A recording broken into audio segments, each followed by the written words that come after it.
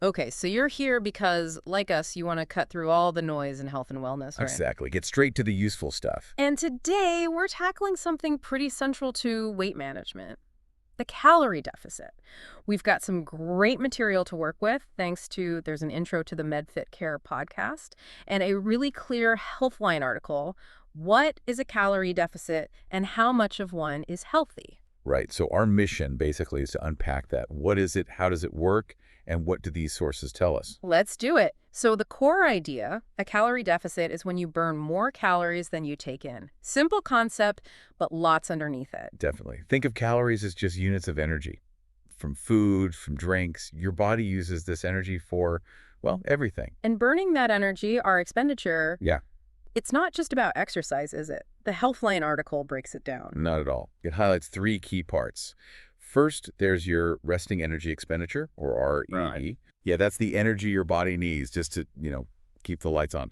Breathing, heart beating, basic functions, even when you're just sitting there. It's actually the biggest chunk for most people, Okay, so even on a lazy day, you're burning quite a bit. a significant amount.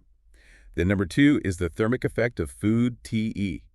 So eating actually burns calories. It does. Digesting, absorbing, processing that food takes energy. Maybe not a huge amount compared to REE, but it's there. Interesting.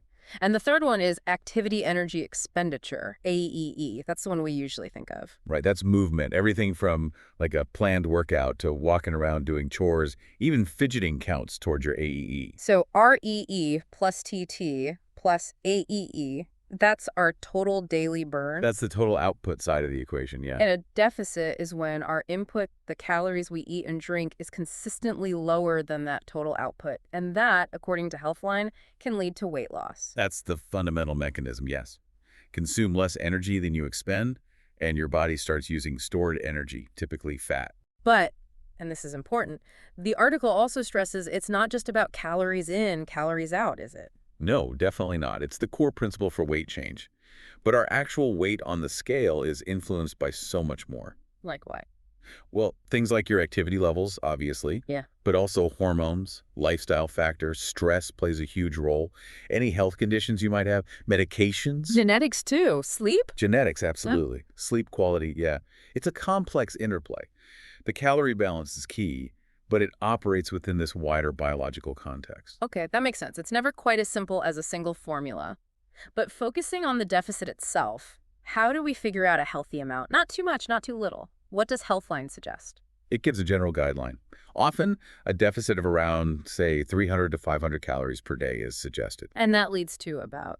Roughly, maybe 1 to 1.1 pounds of weight loss per week for many people. It's seen as a generally sustainable rate. But crucially, that 300, 500 number isn't fixed forever, right? Absolutely not.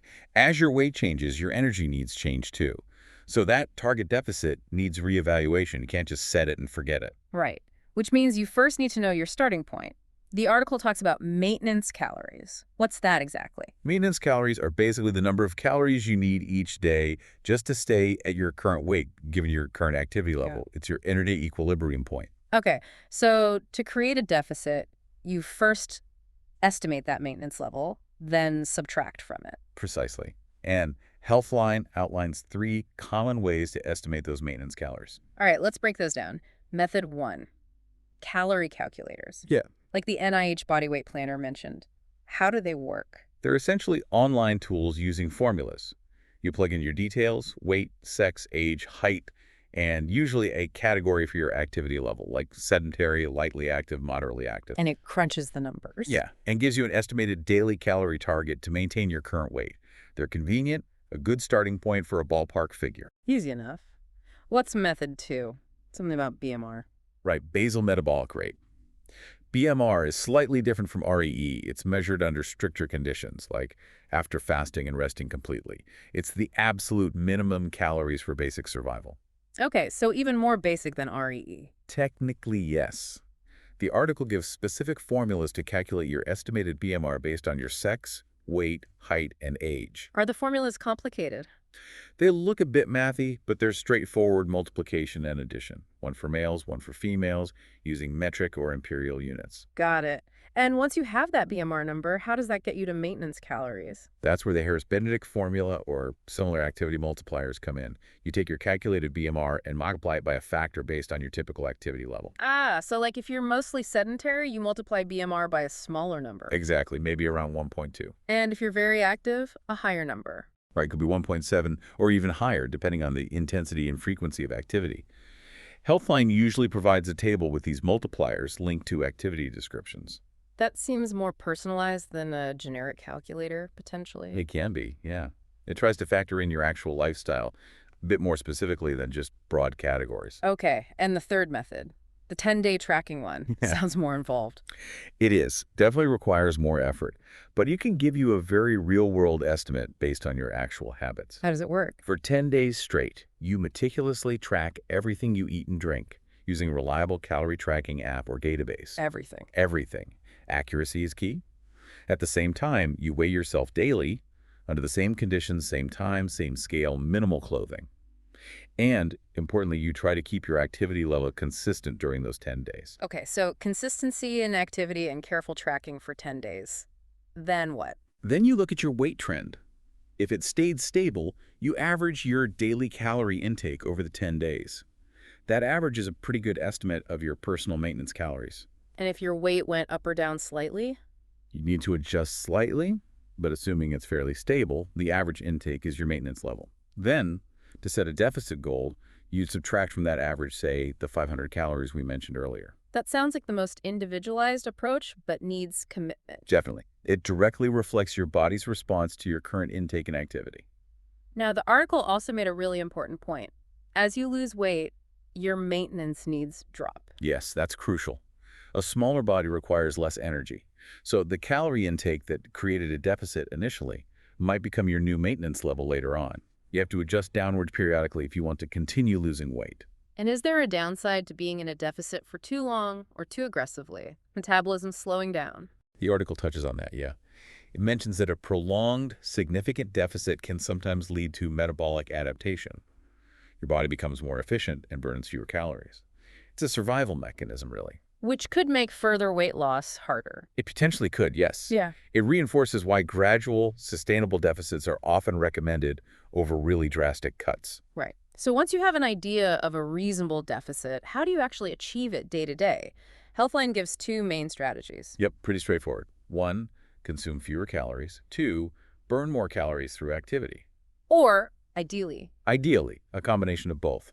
That's often found to be the most effective and sustainable approach for long-term success and overall health. Not just focusing solely on restriction or solely on exercise. let's look at the diet side first. It's not just about eating less, but eating well, right? The article mentions the dietary guidelines for Americans. Exactly. Quality matters, not just quantity. A healthy pattern, according to the guidelines, is rich in fruits, vegetables, legumes like beans and lentils, whole grains, lean proteins, low-fat dairy, nuts, seeds. Basically, whole, minimally processed foods. That's the gist. These foods tend to be more nutrient-dense and often more filling per calorie, which helps manage hunger even when you're eating less overall.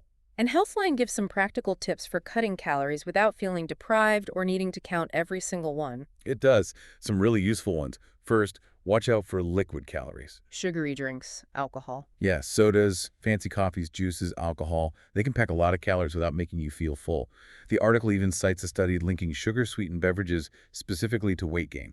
Okay, so mindful drinking. What else? Limiting highly processed foods. We touched on this, and they're often designed to be super palatable, making it easy to overeat. That study you mentioned found people ate 500 calories more on the processed diet. Yeah, the Haas study, it's quite striking. It suggests the type of food really influences how much we consume, almost automatically. Wow. Any other tips? Trying healthy swaps is another one, like instead of store-bought granola bars, maybe make your own with less sugar, use herbs and spices instead of salty sauces. Little changes can add up. And cooking at home. Big emphasis on that. The Mills study mentioned linked home cooking to better diet quality overall. More fruits and veggies, lower body fat, even reduced risk of chronic diseases like heart disease and diabetes. Makes sense you have more control over ingredients when you cook yourself. Exactly. Less hidden sugar, salt, unhealthy fats. Okay, so that's the diet side. Now, exercise. The article reminds us weight loss is just one benefit. Absolutely. Exercise is crucial for overall health, heart health, mental health, bone density, everything. What are the general guidelines for activity? The physical activity guidelines for Americans suggest adults get about 150 to 300 minutes of moderate intensity aerobic activity per week. Like brisk walking, cycling? Yeah, or 75 to 150 minutes of vigorous intensity activity, like jogging or faster swimming, or a mix of both. And strength training. Also key.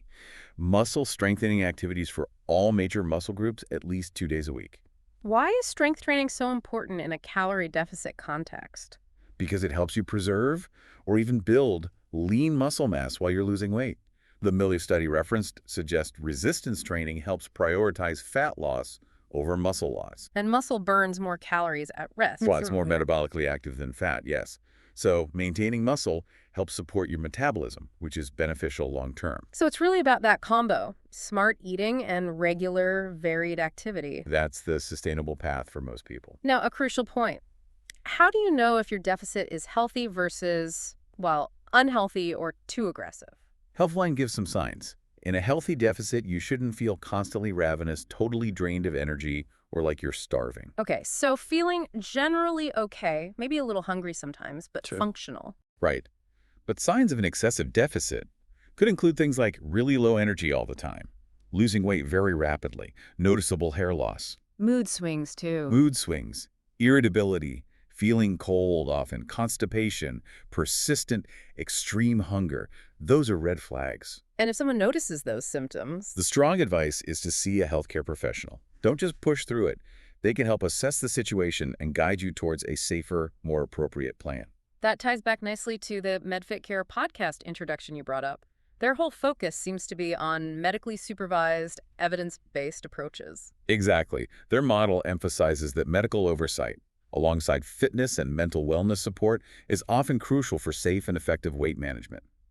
They'd likely caution against extreme, unsupervised deficits. Right, focusing on health, not just the number on the scale. Precisely. It's a holistic view. Okay, so let's wrap this up. What's the main takeaway for someone listening who wants to understand calorie deficits? The core idea. A deficit burning more calories than you eat drives weight loss.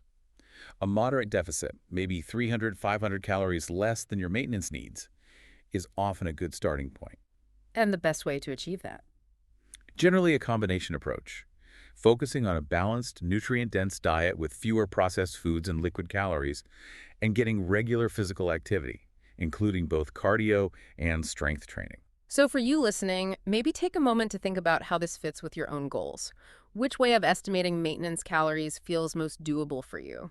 The calculators, the BMR formulas, maybe even the 10-day tracking. Yeah, consider your starting point. And then think about small steps. What's one sustainable change you could make to your eating habits? Or how could you realistically add a bit more activity into your week? Small steps often lead to lasting change. And remember, this is general information. For any specific plan, especially if you have health conditions, definitely talk to your doctor or a registered dietitian. Get that personalized advice. Absolutely essential. Individual needs vary so much.